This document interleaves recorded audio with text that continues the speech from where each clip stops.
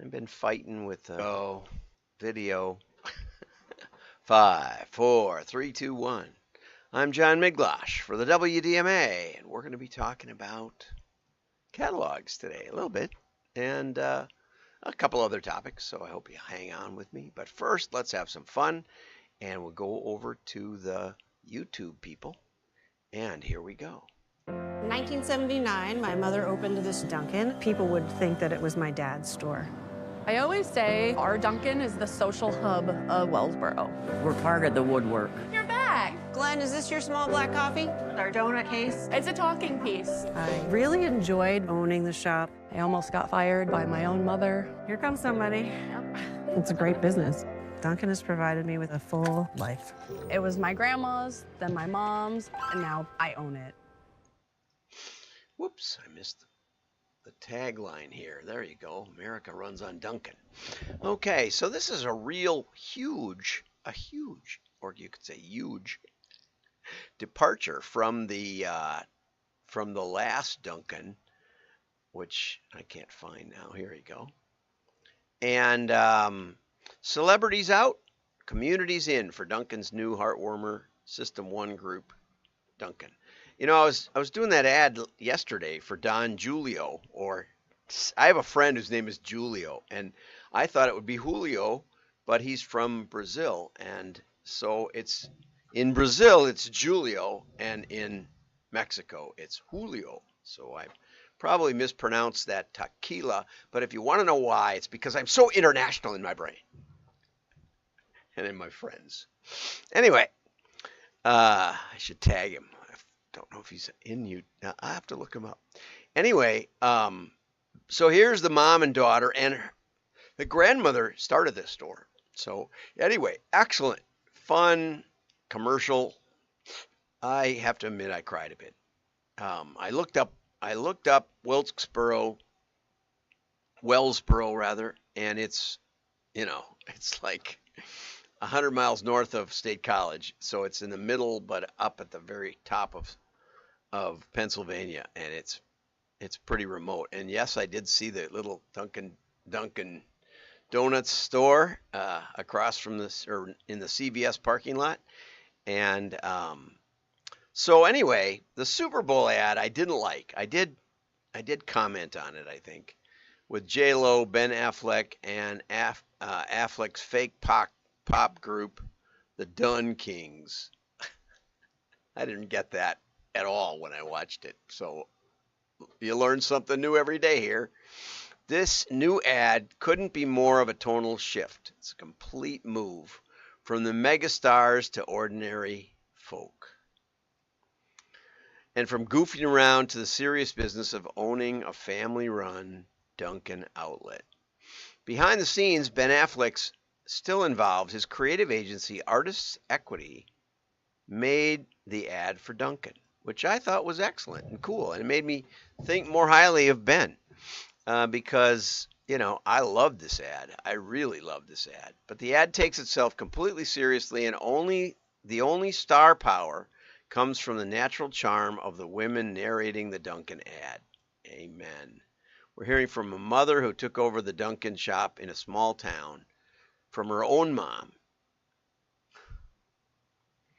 and the daughter she's handing it to. Usually for a consumer ad, the commercial, unusually for a consumer ad, the commercial had a similar vibe to some of the more successful B2B ads we've seen. Yeah, I would say, about how this franchise was not only a good investment, but a good life. So you got to be into getting up really early. I've heard stories of people trying to be a Dunkin' Donuts shop owner, and it's you got to get up at 4 in the morning or something. Although I've also heard dairy farmers, who went into the military and said they let me sleep till 5.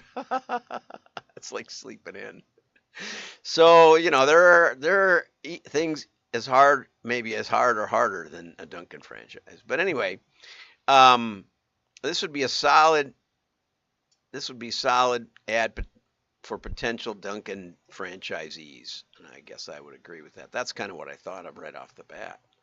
On the other hand, it goes well beyond that, turning the spotlight onto the job itself, not on the job itself, but on the other people who make it worthwhile, the customers. And you don't see enough of that in advertising, I'll tell you. Dunkin's identity is bound up in the way it serves its communities, getting the day started for people of all walks of life. And the ad is about greeting their familiar customers, helping kids have a great birthday, giving seniors a list. America runs on Dunkin.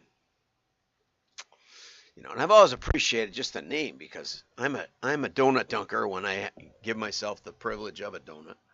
My dad grew up, or I grew up with my dad who ate crawlers, we called them.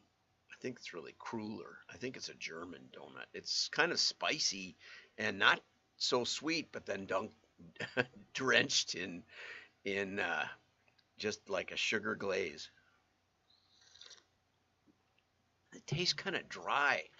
There's nothing like Dunkin' Donuts, not even close. But when you dunk them in coffee, they're great. And that's how I learned. That's how I learned about Dunkin', was from my dad. So it scored a 4.5 star rating, outscoring, I think this says, but it says outsourcing, the Super Bowl commercial, and rating well over the 2.7 star average for its category. Well, yeah, if the average for the category is 2.7 and this got a 4.5, that's like stellar, literally stellar. The ad also got a great brand fluency, and also a spike rating for the short-term sales. So, strongly branded and mouth-watering. Yeah, I think it was great.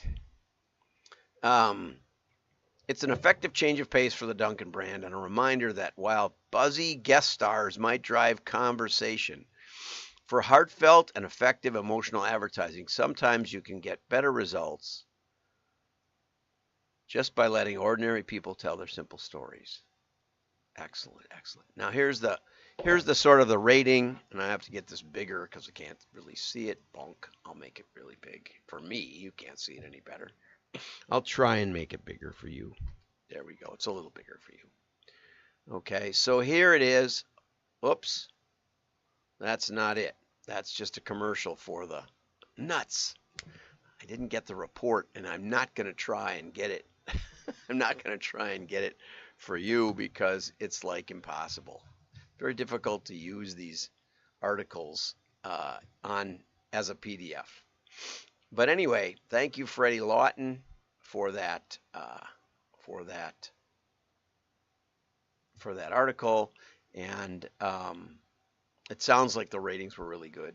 We kind of covered it, but I wanted to see the brand, you know, how fast they recognize the brand. I'll circle back for my own curiosity, which I have a lot of. Okay, here's something sent to me by Feroz from On Point.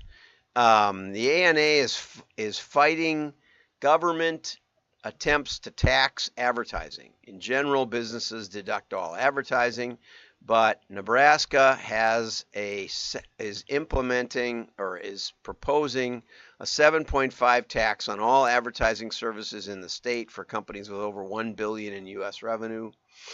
So you're going after big retail mostly, and maybe some big catalogs. You know, this one's a little hard for me because, you know, when Justice Kennedy completed his triumph to undo the sales tax world in America, you know, the EU decided against sales tax jurisdictions because there were almost 20 of them. In the United States, there's 12,000. Counties can tax, cities can tax, states can tax, sales tax. So I know some printers have told me that they try to estimate the sales tax for each sales tax jurisdiction. for each catalog printed or mailed to a particular state. I don't know where that's gone. I know that was a nightmarish scenario for mailing into states. It seems to me to be totally unconstitutional. So here's one of those where well, you know, it doesn't really make me cry that digital should have to sort through the nightmare they imposed on direct mail companies, and printers and a host of other, basically almost every company. It literally put legendary whitetails. I think they overreacted to it, but that's not uncommon. I know another company that in the Y2K basically sold their company because they'd been told by, I think, IBM that they would have to spend $1 million or $2 million just making sure their insurance software would transition to Y2K. That was in the year 2000. It wasn't true. They should have talked to me. I saved a company a $100,000 estimate. And you know, it turned out that you could do it really, really easy ways in the core operating system. But anyway, so sometimes these threats are more than they are made out to be. And the news specializes in the projections and the proposals rather than the actual implementation most of the time. But anyway, I don't know where to land on this one. I'll ask Lisa. Lisa Smith is my ANA representative that tells me all about what's really going on behind the scenes. I also wanted to share that Williams-Sonoma is given a continued hold rating by stock analyst Simon Gutman. And he says it's because they've managed to, he thought that they would lose margin with inflation, but the actual reporting has contradicted his earlier expectation of margin contraction to 2019 levels. So there you go. So Williams-Sonoma is keeping its margins up and its tax price up. And Williams-Sonoma is known for its e-commerce websites and its direct mail catalogs. So that's cool. And I'll be talking about Mark Ritson tomorrow, well, Monday. And he says, don't ever listen to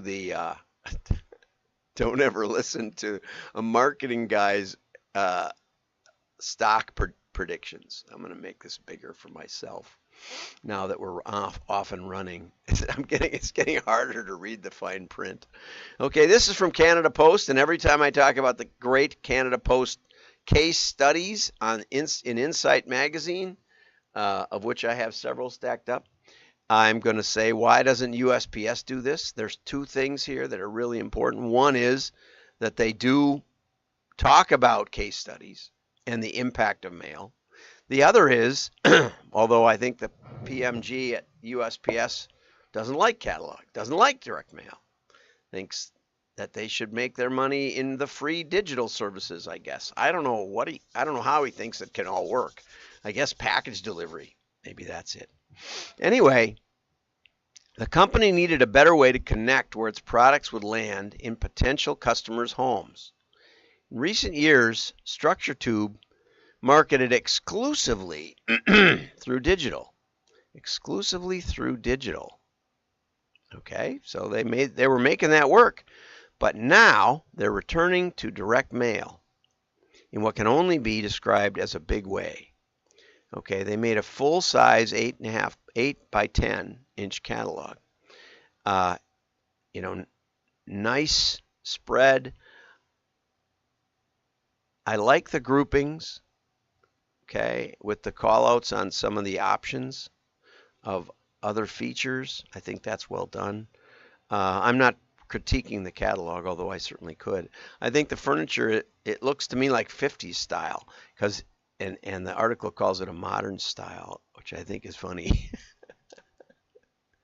Because to me it looks like, the furniture when I was a kid around my relatives' homes.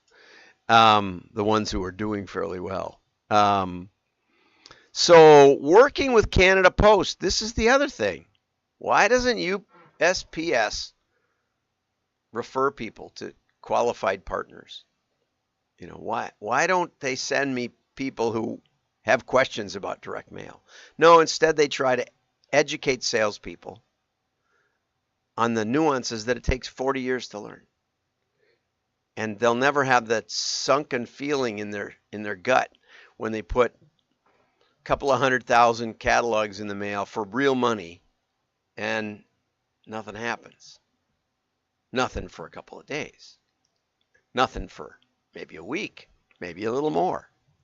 And then all of a sudden, stuff happens. It takes a certain kind of faith, right? Faith by hearing, and hearing from putting mail in the mail. There's no other way around it, I don't think. Okay, so anyway, working with the Canada Post, they used exclusive Canada Post data and targeting tools. No idea what those are. Happy to hear about it from Canada Post. If anybody out there is from Canada, like David Foley, maybe you can inform me about what Canada Post has that we don't have.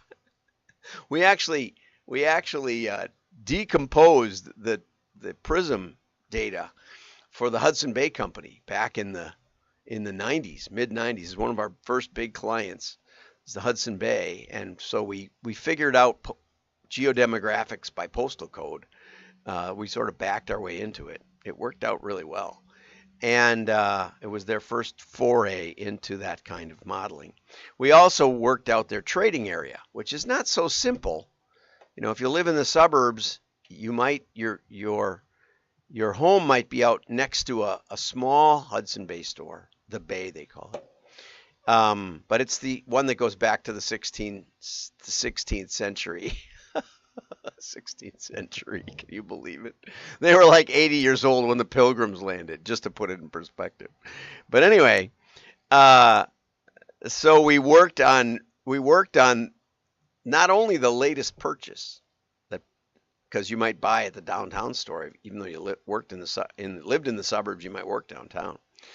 And so we wanted to mail you the specials from there, but we also, in case you went on vacation in the Yukon or someplace and bought a couple of things, you know, when you got there at the Bay out there, we had a rolling average of 2 months that we watched sort of where you went. So it was quite elaborate, actually, probably way more than they deserved. Anyway, it generated a 70% lift in traffic. Again, I always want to know if that's an incremental lift. Did you mail around every store? Or did you only mail, or did you leave out some customers? Did you not mail some stores? That would be important. You know, Canada Post is a little light on testing, I have to say, or at least on revealing the test. I want to see incremental gain because it could be a big bump in their budget. Hopefully not. Hopefully they shifted it from digital to mail and got the 70% lift. I hope that's right. Anyway, customers would often come in talking about the different products, a catalog in hand to talk about the specific products they noticed, and it also drove traffic to the retailer's website. And again, we don't know how much. But anyway, great case study, another great case study. You can go to canadapost.ca/insight to get more datagrams, case studies, and marketing insights. Okay? Way to go, Canada Post and USPS. Get your act together. Direct mail is one of the main legs of your stool. Let's work together. Sorry you didn't pick me for the National Postal Forum speaker list. Maybe I'm a little miffed.